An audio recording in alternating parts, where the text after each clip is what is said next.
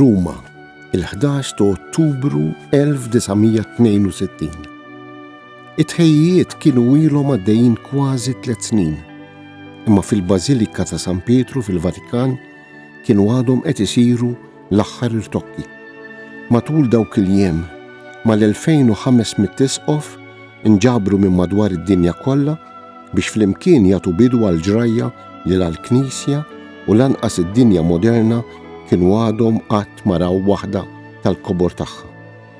Dak li beda jseħħ dakinhar madwar il-qabar tal-Apostlu Pietru għad għandu messaġġ qawwi u ħaj għalina llum. Il-Konċilju Ekumeniku Vatikani II seħħ u għad irid iseħħ.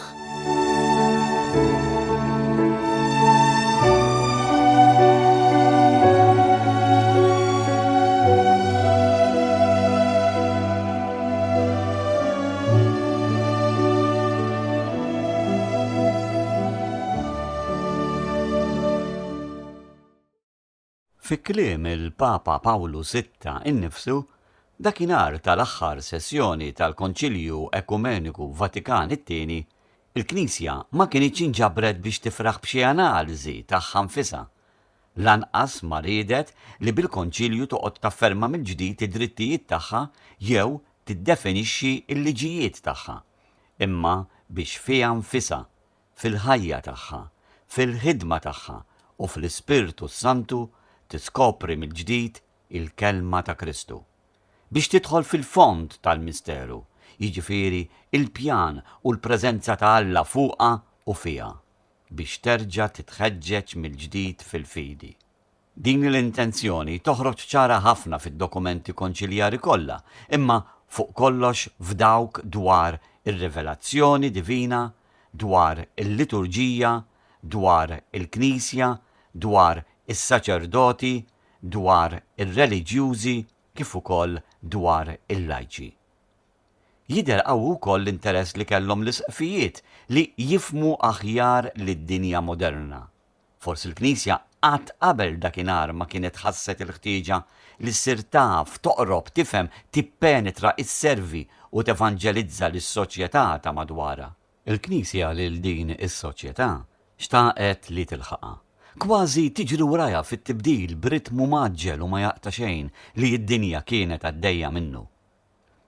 Fit-8 ta' Diċembru tal-1965, solennità tal-konċepiment immakulat tal-Imqazza Verġin Marija, il-Padri Konċiljari inġabru l-koll flimkien għall-aħħar darba. L-aħħar sessjoni intemmet u fi ftit jiem l-isqfijiet kienu se jkunu il-koll marru lura lejn id-dioċesijiet tagħhom. Iżda huma u sejrin lura, il-koll kienu konxi li għad mhux żgħir tal-kwistjonijiet imqanqlin matul dawk l-4 snin tal-għaqad kienu għadhom qed jistennew tweġiba xierqa. Għalkemm il-Konċilju kien seħħ, madankollu f'bosta oqsma kien għad irid iseħħ.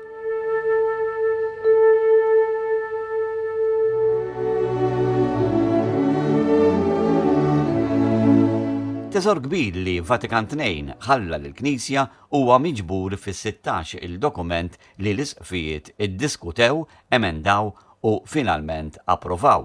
Dawn jikkonsistu f'4 kostituzzjonijiet, 9 digreti u 3 dikjarazzjonijiet.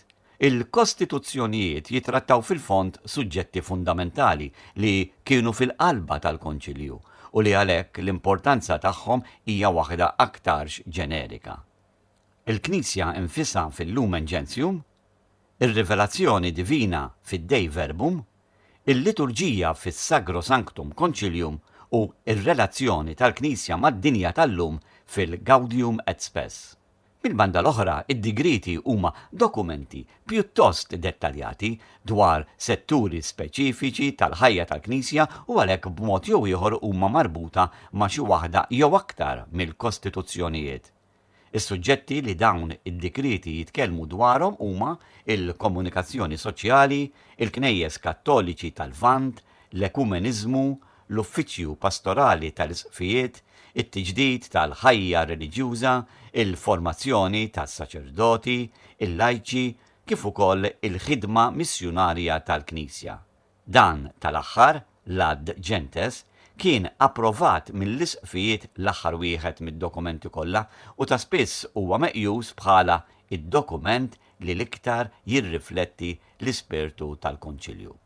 Imbagħad hemm it-tliet dikjarazzjonijiet jew stqarrijiet li huma dwar l-edukazzjoni nisranija, ir-reliġjonijiet mhux insara u l-libertà reliġjuża. Jekk il-Papa Ġwanni 23 ftit ġimgħat qabel ma miet rid ikellem lill-bnedmin kollha ta' rida tajba permezz tal-enċiklika tiegħu Pacem in Terris, bl-istess mod il-Papa Pawlu VI ħass il-bżonn li il-Konċilju ma jitrattax biss it-temi partikolari tad-dokumenti, anke jekk dawn kienu ta' importanza kbira għall-Knisja, imma rrid li huwa wkoll jitkellem mal-bniedem innifsu u jwassallu messaġġ ta' tama.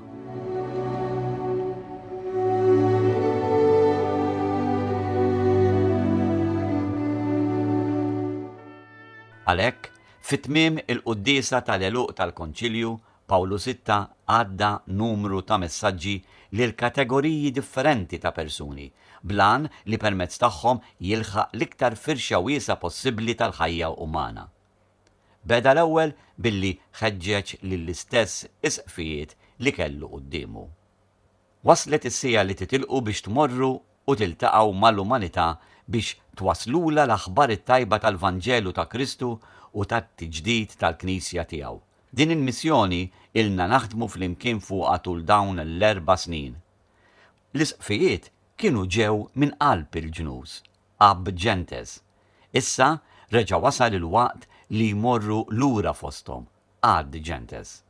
Forsi mhux din kienet il-missjoni li l-imgħallem kien ta' lill-apostli qabel ħallihom, morru mad-dinja kollha. Dak il-ħin, il-Papa stħajjel li minn fost il-popli kienu qed jaslu l-ħna ta' tant persuni li kienu qed iħarsu lejn il-Konċilju u jistaqsu b'ansjetà.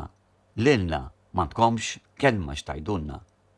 Lilna il-mexxejja tal-popli, lilna l-intellettwali, lilna l-ħaddiema, lilna l-artisti, lilna n-nisa, lilna il-morda u l-foqra, lilna iż-żgħażagħ, iva. Dakinhar il-Papa Pawlu VI kellu messaġġ ta' tama għalihom ukoll. Lill-mexxejja tal-popli, il-Knisja ridet tassigurhom li hija tonora u tirrispetta l-awtorità u l-ħidma tagħhom u tirrikonoxxi l-liġijiet ġusti li għamlu. Hija tapprezza lil dawk li għamluhom u lil dawk li osservawhom. Imma fakkarhom ukoll li Alla biss hu kbir, Alla biss huwa il-bidu u t-tmiem, Alla biss huwa is-sors tal-awtorità li kienu jeżerċitaw u il-pedament tal-liġijiet kollha. Għalhekk huma kellhom id-dmir li jaħdmu għall-ordni u l-paċi fost il-bnedmin. Dakinhar tal-għeluq tal-Konċilju, il-Knisja kellha tislima speċjali għal dawk li jfittxu l-verità, l-intellettwali, il-persuni tal-ħsieb u tax-xjenza, l-esploraturi tal-bniedem, tal-univers u tal-istorja. Għalikom il-koll, pellegrini li mixja lejn id-dawl, imma wkoll lil dawk li waqfu fi triqthom għajjenin u diżappuntati minn tfittxija li tista' tidher vojta u għal xejn. Għaliex din it-tislima speċjali lilkom, staqsa il-Papa, u s-sokta, għaliex aħna il-koll qegħdin hawn biex infittxu l-verità. X'kien l-isforz tagħna matul dawn l-4 snin jekk mhux it-tfittxija aktar bir-reqqa u profonda għal messaġġ tal-verità. Għalhekk aħna ma nistgħux ma niltaqgħux magħkom. Dakinhar ma setax jonqos ukoll messaġġ lil ħaddiema. Matul il-Konċilju l-isqfijiet Kattoliċi rriflettew flimkien fost bosta suġġetti oħra dwar il-kundizzjonijiet ekonomiċi u soċjali tad-dinja kontemporanja, il-koeżistenza tan-nazzjonijiet, il-problema tal-armamenti, il-gwerra u l-paċi. Fit-tmiem il-Konċilju, il-messaġġ ta' Pawlu VI lil ħaddiema kien wieħed ta' fiduċja, paċi u ħbiberija. Eżis u liedi, l-ewwel nett kunu żguri li l-Knisja taf bid-dbatijiet tagħkom, il-konflitti tagħkom u t-tamiet tagħkom. Hija tapprezza bil-kbir il-virtujiet nobli li jżejnukom, il-kuraġġ, id-dedikazzjoni, il-kuxjenza professjonali u l-imħabba għall-ġustizzja. Il-Knisja tirrikonoxxi bis-sħiħ is-servizz kbir li tagħtu lis-soċjetà kollha kemm hi, kulħadd fil-post tiegħu u spiss fl-iktar postijiet mudlama u disprezzati. Il-Knisja tirrikonoxxi dan kollu u tirringrazzjakom. Il-Knisja hija il-ħabiba tagħkom. Afdawa. Wara l-ħaddiema, il-Papa Pawlu VI kellem lill-artisti, poeti u kittieba, pitturi, skulturi, periti, mużiċisti, lin-nies tat-teatru u l-produtturi tal-films lil dawk kollha minn kull qasam tal-arti. Jekk intom ħbieb ta' arti vera, allura intom il-ħbieb tagħna wkoll. Għal żmien twil il-Knisja ħadmet mill-qrib magħkom. Intom bnejtu u iddekorajtu it-tempji tagħha, iċċelebrajtu id-dogmi tagħha, żejjintu l-liturġija tagħha. Intom entuha titraduċi l-messaġġ divin tagħha fil-lingwa tal-forom u l-figuri biex id-dinja inviżibbli tkun tista' tinftiem. Illum bħal bieraħ il-Knisja għandha bżonkom u qed iddur lejkom. Tħallux li titkisser din ir-rabta ta' bejnietna. Iċċaħdux it-talent tagħkom mis-servizz tal-verità divina.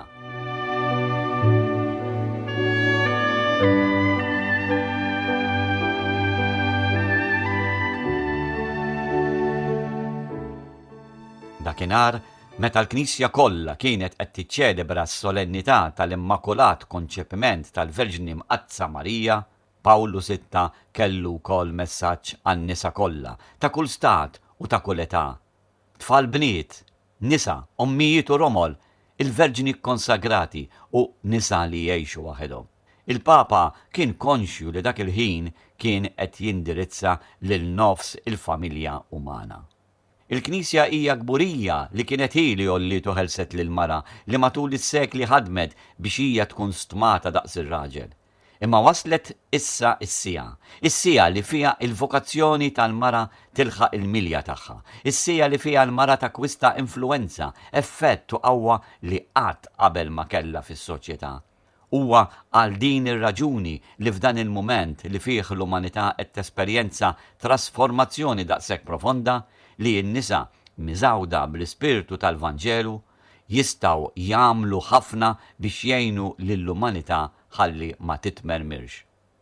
Lil-foqra u il-morda, dawk li kienu għaddejjin minn kull sura ta' tbatija, kien hemm messaġġ speċjali u emozzjonanti.